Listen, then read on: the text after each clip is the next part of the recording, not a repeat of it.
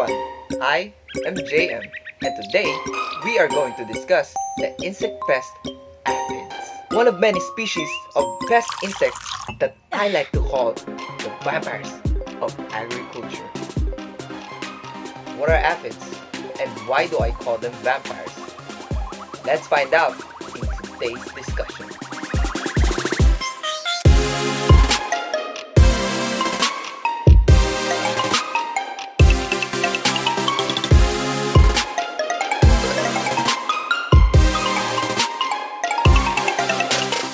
Aphids are members of the Aphidodia superfamily, with typical aphids belonging to the Aphididae family.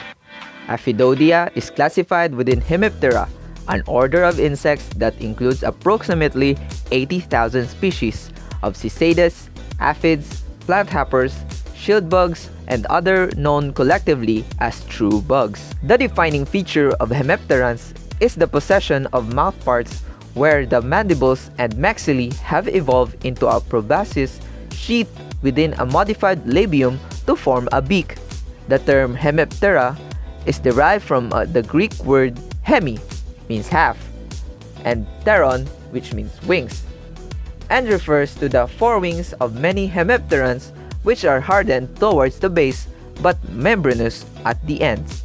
All aphids have very small eyes, sucking mouthparts in the shape of a relatively long, segmented rostrum and relatively long antennae. Because these insects are a few millimeters in length, they can be carried from large distances by the wind. They are often green, but can sometimes be red or brown. Aphids have an opistognathous head with mouthparts positioned posterior ventrally due to a deviation of the facial area. The extended proboscis of the Hemiptera slope backwards between the front legs in this manner. Aphids have setaceous antennas with two short, broad basal segments and up to four slender terminal segments. They have compound eyes with an ocular tubercle behind and above each eye, made up of three lenses known as triomatidia. They feed on sap with sucking mouthparts called stylets, which are wrapped in a sheath called rostrum, which is derived from modifications of the insect mouthparts, mandible, and maxilla. Their legs are long and slender, with two jointed, two-clawed tarsi. The majority of aphids are wingless. However, several species developed winged version at different periods of the year. Most aphids have a pair of cornicles, abdominal tubes, on the dorsal surface of their fifth abdominal segment that releases droplets of cornical wax, a quick hardening protective fluid containing triacyl glycerols. Some species can also create other protective chemicals. Aphids have a coda, which is a tail-like projection above their rectal opening. Now, let's talk about the life history of an aphid. Because some aphids reproduce asexually, some sexually, and still others both, their life cycle can take several different paths. Environmental elements also have an impact on the cycle. Aphids have a 1-month life cycle on average. Let's take a closer look at the various paths. Holocyclic life cycle. The aphid begins its holocyclic life cycle as an egg, which is normally seeded before winter. It then hatches into a fundatrix, a female aphid with no wings. The fundatrix will then produce daughter clones. This female will then produce both males and females. These males and females mate and produce an egg capable of surviving the winter. Anholocyclic life cycle.